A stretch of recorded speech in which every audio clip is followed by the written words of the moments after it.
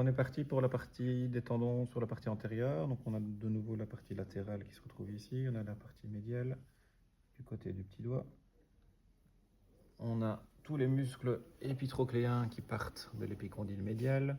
On avait notre rond pronateur et puis on avait notre fléchisseur radial du carpe. Donc c'était le fléchisseur radial du carpe. Et puis on avait notre long palmaire.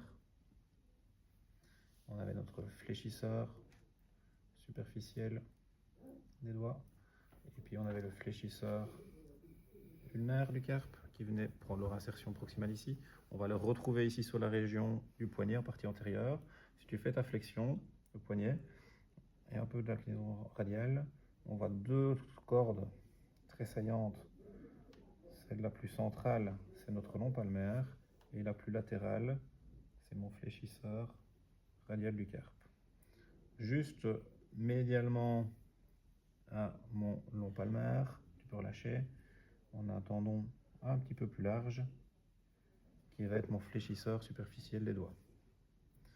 Et en partie médiale, fléchis un tout petit peu mon poignet, grosse corde très saillante du côté médial. On va avoir notre fléchisseur ulnaire du carpe qui va prendre son insertion sur notre pisiforme, expansion sur l'amatome et sur la base du méta 5.